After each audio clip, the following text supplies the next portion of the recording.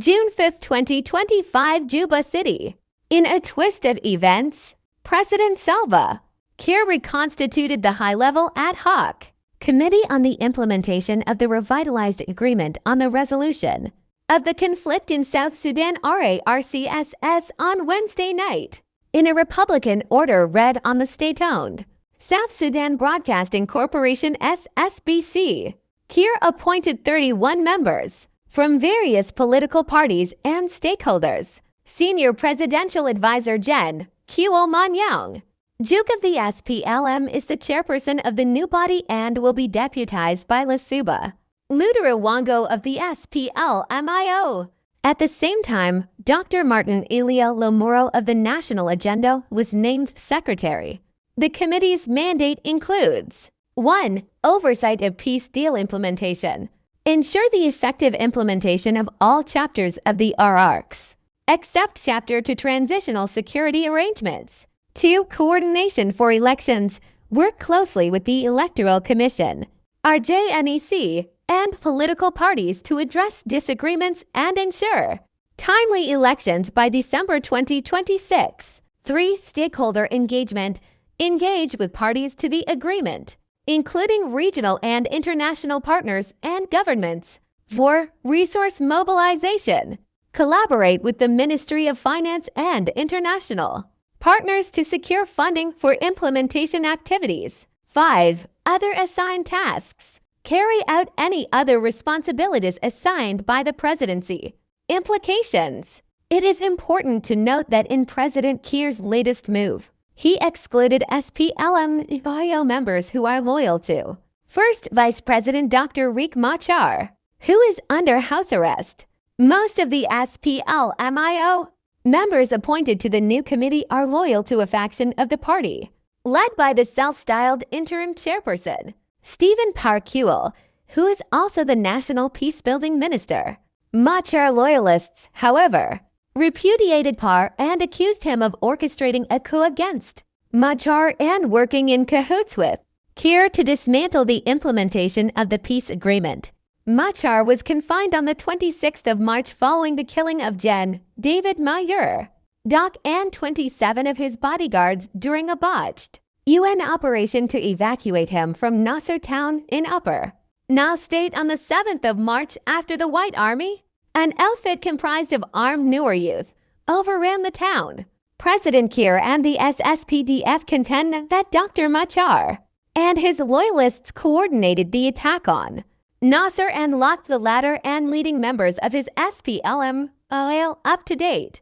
Reacting to the new development, civil society activist and executive director of the Community Empowerment for Progress organization CEPO urged the parties to the peace agreement to genuinely work for the country's transition from violence to peace and democracy, downplaying the required expectations of the peace agreement to secure sustainable peace and stability offers new threats to the political stability of the country. Let the ad hoc committee focus much more on the creation of conducive conditions for holding elections in December 2026 without fail. Committee composition and mandate.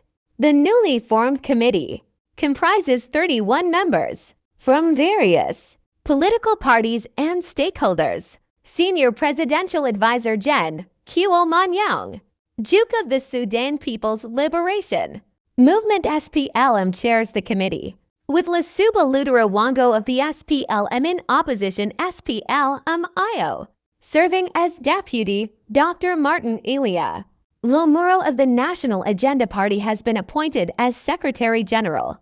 The committee's primary responsibilities include overseeing the implementation of the R-ARCSS, excluding Chapter 2, which pertains to transitional security arrangements, coordinating with the Electoral Commission, the Reconstituted Joint Monitoring and Evaluation Commission, RJMEC, and political parties to address disagreements and ensure timely elections by December 2026, engaging with parties to the agreement, including regional and international partners and governments. Notably, the Republican order did not clarify whether this new committee will replace the National Transitional Committee (NTC), which was reconstituted in January and is also chaired by Gen. Kuol Manyang. Political implications.